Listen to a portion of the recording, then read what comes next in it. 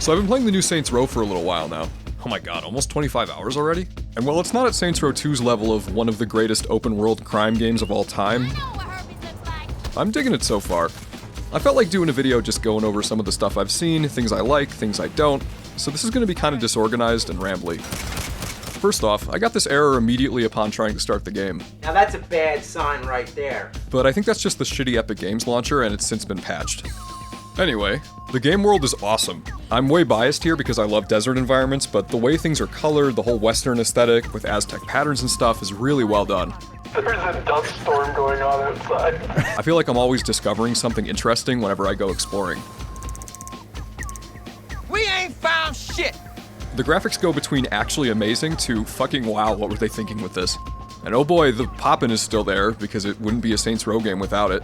Seriously, how is this still a thing? But otherwise, the traffic density is solid, pedestrians have some good varied animations. Not again! But it couldn't hurt to have more walking around, especially when the game bugs out and forgets to spawn anything, but more on that later. I love seeing smaller shops with exclusive clothing items making a return, but like, why can't you rob stores? You can't even shoot the shopkeep.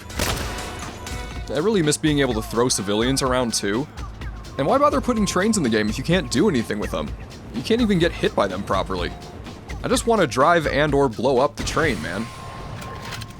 I question the lack of planes as well. This environment's perfect for them, so their emission feels kind of strange. The stuff you can drive feels good though. Drifting is fucking nuts. Like, you don't just slide diagonally, you accelerate in that direction. It's great. I love how much control you have in the air too. And they kept the car crushing ability for bigger vehicles, which is still just as fun here as it was in Saints Row 3. Vehicle customization is quite good as usual, better than previous installments in some ways, but are there really no hydraulics? At least some cars have ejector seats. You will never fall off bikes, unless you're upside down, which probably isn't a bug, but it's a weird choice either way. Being able to climb onto roofs is a good time, though I'm not quite sure why you can't jump from car to car. They finally brought the ability back to have an AI drive you around when you're up there, but they stop for some reason when you get back in. Probably unintentionally? And just a little nitpick, but why does the radio sound like you're inside the car when you're on the roof, and then become muffled briefly when you enter? Seems like something's backwards there. Also, the game still does the Volition staple doors magically close by themselves thing, but that's less of an issue and more just an odd stylistic choice that's been in all of these games forever. And I think I'm literally the only person who's bothered by this, but for some reason the Cheetah Bus doesn't have entering or exiting animations. Why not? I always feel like without those you lose a sense of tangibility with the vehicle. I'm looking at you, Agents of Mayhem. But little polished things like that stand out, you know? Like, shouldn't there be music playing here? Keep it on till the break of dawn. Something's up with the audio mixing, especially in vehicles. Like, listen to how quiet this truck is.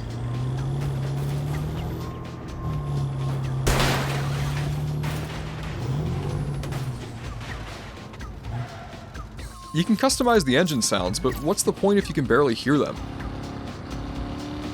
Cutscenes suffer from this too. It's like that awful shooting sequence from Resident Evil Village where it sounds like either the wrong sound effects are used or things are just straight up missing.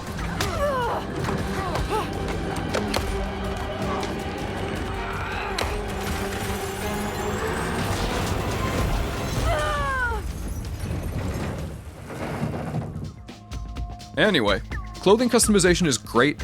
Still not quite back at Saints Row 2's level, but I'm glad to see layers make a return. I'm not sure why a lot of the clothing doesn't have cloth physics though, and some hairstyles clip through the body like a motherfucker.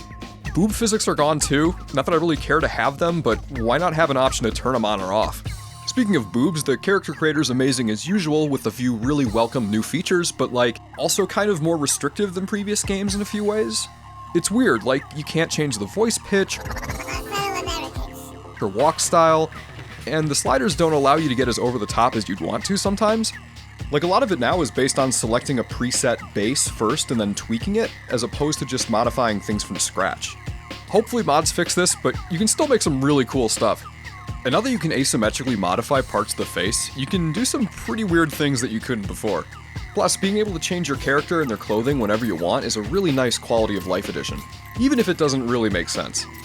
And I gotta mention the takedown animations. They look great, feel brutal, and at 24 hours in, I'm still seeing new ones. Now let's talk bugs for a bit. because they're there. Truthfully, they haven't totally destroyed my experience, but geez, companies have gotta stop rushing games out. It feels like every moderately budgeted game nowadays is unfinished and has to be patched up to where it should be on day one. We've got some T-posing, which was funny until it soft-locked my game. I soft-locked once at the customization screen too, soft-locked because a mission failed to start, got a bug where I destroyed a car and it didn't count towards the objective, objective's not loading properly, controls locking up temporarily, got totally stuck in a car and couldn't exit. At one point my controller wouldn't stop vibrating until I unplugged it. It's not, cyberpunk, but I'd prefer if I were able to play the game without constantly wondering, is this gonna work as intended? I feel like I spent like half this video shitting on the game, but I honestly am really enjoying it. I come to Saints Row games primarily for the customization, vehicle variety, and dumb stuff, so I'm good, man. This has plenty of that. I'd probably still say to wait for a sale if you aren't already dead set on picking it up, though. But I don't think it's the absolute disaster that public discourse is making it out to be. It's just a fun, dumb video game, and if you're into that sort of thing, you might be into this.